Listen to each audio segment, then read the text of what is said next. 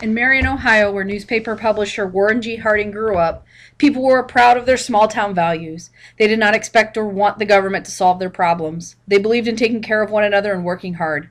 In his political career, however, Harding is not remembered for his work ethic.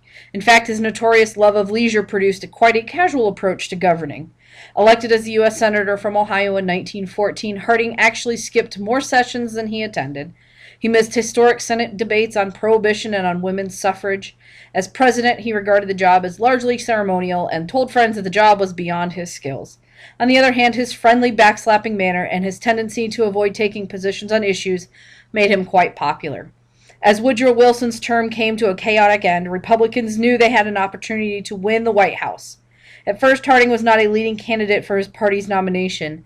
However, he offered a coherent message, one highly appealing to the public. A high point for Harding was inventing the normalcy slogan in his campaign speech in Boston.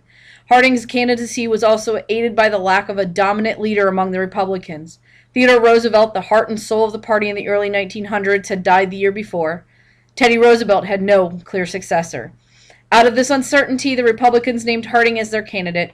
Democrats named James Cox, also of Ohio. In the campaign, voters overwhelmingly preferred Harding's vision of normalcy. Harding also helped himself by skillfully avoiding taking a firm stand for or against the League of Nations. The result was a landslide. Harding won more than 60% of the vote.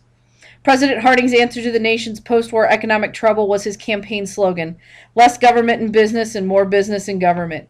To help achieve his pro-business goal, Harding sought to cut the federal budget and to reduce taxes on the wealthiest Americans. Harding and his advisors believed that it was the wealthy who started and expanded businesses. By taxing them less, the thinking went, business would grow and pull the nation out of the hard times. To farmers, Harding offered little. He signed the high Ford-McCumber tariff soon after taking office. His motive was to help American farmers by raising the cost of foreign-grown farm products. As the cost for foreign products rose, so did the prices for American products. This helped U.S. farmers in the short term, yet it also hurt Europeans by making it harder for them to pay back war debts. The tariff was the only measure Harding would take to help American agriculture. The farmer, he said, requires no special favors at the hands of government. Whatever he lacked in governing skills, Harding attempted to compensate for by appointing high-skilled people to his cabinet. One of his most gifted and respected advisors was Treasury Secretary Andrew Mellon, a multi-million-dollar business person and philanthropist. Mellon proceeded to reform the nation's tax system during more than a decade in the office. Harding's cabinet included two other highly respected men, Secretary of State Charles Evans Hughes and Commerce Secretary Herbert Hoover. Unfortunately, not all of Harding's choices were so wise. He named a number of old friends from Ohio to lower-level government posts. Some members of the so-called Ohio Gang were later convicted of taking bribes. The worst Harding-era scandal involved Secretary of the Interior Albert Fall. Fall accepted bribes in return for allowing oil companies to drill federal oil reserves on a piece of federal land known as Teapot Dome in Wyoming. Fall was eventually convicted and sent to jail. Harding was never found to be personally connected to Teapot Dome or the Ohio Gang incidences. But he did not live to see their effects. Distressed by the rumors of scandals, Harding and his wife took a trip to Alaska. While giving a speech in Seattle at the end of his trip, Harding collapsed. His doctor first diagnosed indigestion. The New York Times reassured readers Harding rallies from a slight indigestion. He had, however, suffered from a heart attack. Harding himself expressed concern. "I am worn out," he told his sister at the Palace Hotel in San Francisco. "Can't stand the heavy responsibilities and physical work, too." In bed that evening, he shuddered and died. At the time of his death, Harding's popularity was high. Over time, the corruption of his administration and Harding's own failures soured his reputation. "I was awakened by my father coming up the stairs, calling my name. I noticed his voice trembled," Calvin Coolidge later recalled. To the vice president and the whole country, the news of Harding's death was a shock.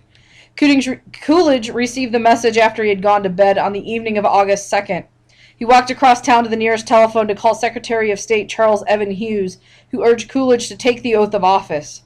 In the early hours of the morning, by the light of an oil lamp, John Coolidge, a notary republic, administered the oath of office to his son, John Calvin Coolidge, now the 30th President of the United States.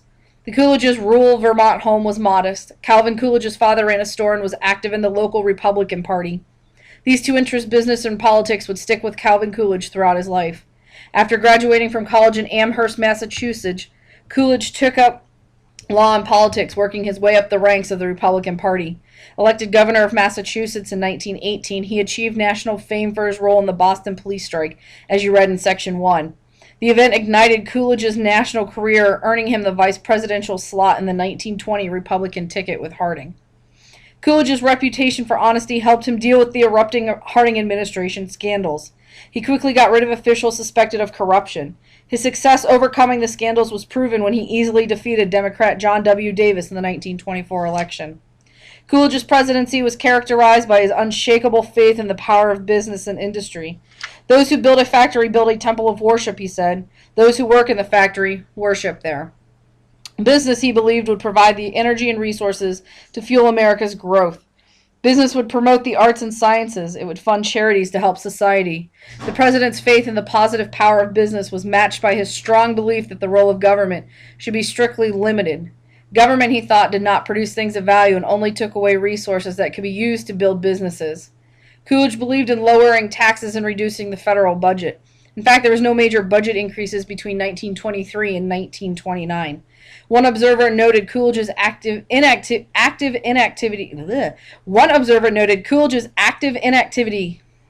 Indeed, the president proposed few laws or policies.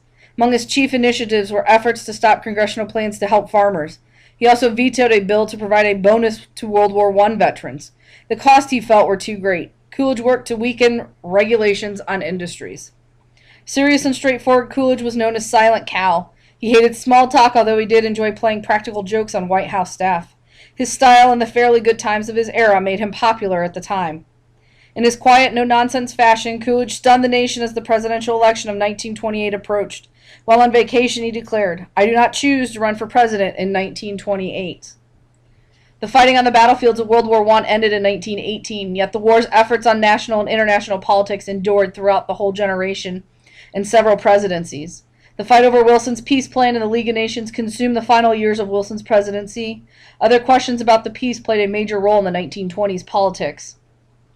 During World War I, the warring nations of Europe borrowed more than $10 billion from the United States.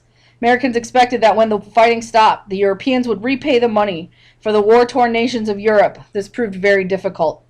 The high Fordney-McCumber tariff made that task much harder. Europeans had trouble selling their goods in the United States and so could not earn the dollars they needed to pay off their debts. Instead, countries turned to Germany and demanded that it pay extremely high reparations, or payments designed to make up for the damage of the war. Germany was unable to pay what the Allies demanded. This in turn left the Allies unable to pay off their war debts. To solve the problem, the United States began to lend money to Germany. In this way, the United States assumed the role of banker to Europe. The loans continued throughout the 1920s until German reparations were sharply reduced. This was known as the Dawes Plan. Peacetime brought considerable public pressure to reduce the size of U.S. armed forces to save money and reduce the threat of war. On the other hand, people feared that the naval powers of the world, especially Great Britain and Japan, were on the verge of naval arms race. In an arms race, competing nations would build more and more weapons in an effort to avoid one nation gaining a clear advantage.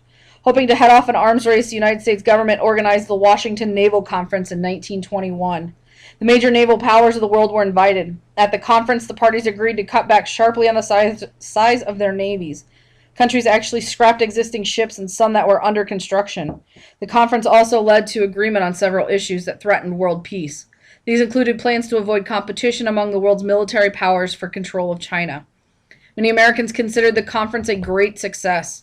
Secretary of State Charles Evan Hughes reported, "We are taking perhaps the greatest forward step in history to establish the reign of peace." However, it would not be long before world tensions would rise and nations were again building ships of war. Though the United States had refused to join the League of Nations, a strong interest remained in preventing another catastrophic war. So when the French proposed a treaty with the United States that would outlaw war between two nations, the United States responded with a bigger idea. Secretary of State Frank Kellogg proposed an agreement that would involve many countries. The Kellogg-Briand Pact was the result, and it stated the following: "The high contracting parties solemnly declare in the names of their respective peoples that they condemned recourse to war for the solution of international controversies, and renounce it as an instrument of national policy in their relations with one another." In a world where war had raged across continents throughout human history, a world that had viewed war as a necessity, even a game, The pact represented a high ideal. More than 60 nations signed on, yet the pact had no system for reinforcement, and the only thing holding nations to their promise was their word. As you will read, this will not be enough. Okay, I need you to go back to classjump.com and tell me why you think the U.S. signed the Kellogg-Briand Pact but did not join the League of Nations.